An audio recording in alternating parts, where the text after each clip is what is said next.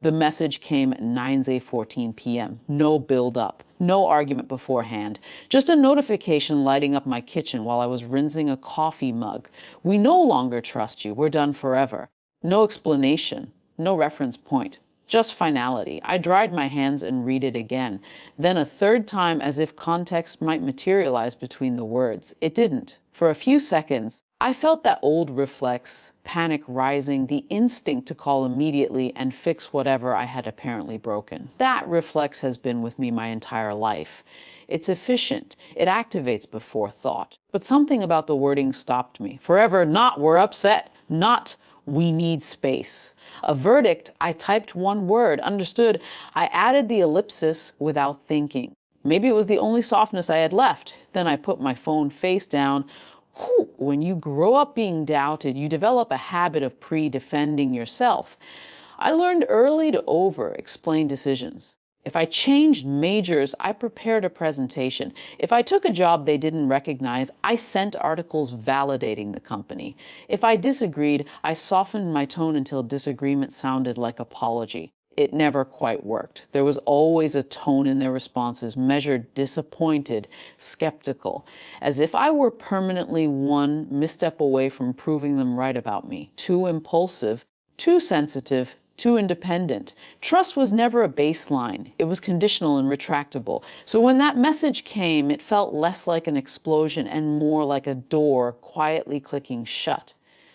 The next morning, I went to work. I managed financial accounts for a mid-sized firm. Precision documentation, compliance. My days are built around clarity. Numbers don't accuse you emotionally. They either reconcile or they don't. Around noon, I realized I hadn't checked my phone since 9:14 p.m.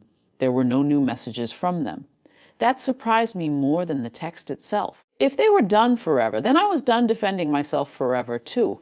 The symmetry of it felt strangely stabilizing, not freeing. Not yet, just steady. Day 2 was quieter inside my head. There's a specific ache that comes when your parents withdraw belief from you. It isn't dramatic, it's structural, like a beam shifting in a house you've lived in your whole life. I replayed the last conversation we'd had. It was about an investment account I oversee for them, legally under my professional license. They'd wanted to move funds quickly into something speculative. I advised against it, not emotionally, not arrogantly, just based on risk exposure in their timeline. They didn't like that. You always think you know better, my father had said. I literally do this for a living. I'd replied, but gently. That was the last conversation before the text. Trust apparently meant compliance. That night I almost called them, not to apologize, just to ask what exactly I was being exiled for. But I didn't. For the first time, I let their silence sit without trying to correct it. On the third day, the call started at 8:03 a.m. 3 missed calls, a voicemail. My mother's voice sounded tight. We need to talk. Call us as soon as you can. It's urgent. An hour later, my father texted. The bank flagged the transfer. They won't release the funds. We need you to fix this. I read the message slowly. The account in question required my authorization for any significant movement. That wasn't personal leverage. It was regulatory compliance. My license was attached to it. Without my approval, the transfer couldn't proceed. I responded with the same tone I use for clients. I'm available at 2 p.m. at the branch office. We can review it there. No commentary, no mention of forever, just logistics. When I walked into the bank that afternoon, they were already seated across from the compliance officer. Mr. Khan, senior compliance, late 50s, unshakable posture. I'd worked with him for years. He nodded at me with professional neutrality. My parents looked smaller than they had 3 days ago. Not physically, just less certain. My father began speaking immediately. There's been a misunderstanding. We were told the transfer would go through.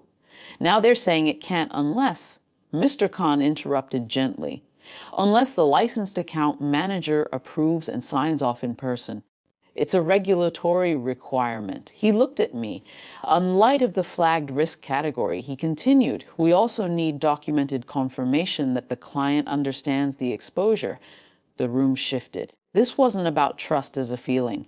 It was about trust as a legal responsibility. My mother glanced at me. We didn't realize it would escalate like this. I met her eyes calmly. I explained the risk profile last week. There was no accusation in my tone, just fact. My father exhaled sharply. We didn't mean. He stopped himself. We didn't mean forever. I didn't answer immediately. 3 days ago, they had meant it, or at least they had been comfortable saying it. I took you at your word, I said, finally. The sentence hung there, not aggressive, not wounded, just accurate. Mr. Khan, unaware of the emotional subtext, slid the documents across the table. If you're comfortable proceeding, he said to me, we'll need your signature here and here. Otherwise, the transfer remains frozen. Authority had entered the room, and it wasn't me. It was policy, structure, consequence.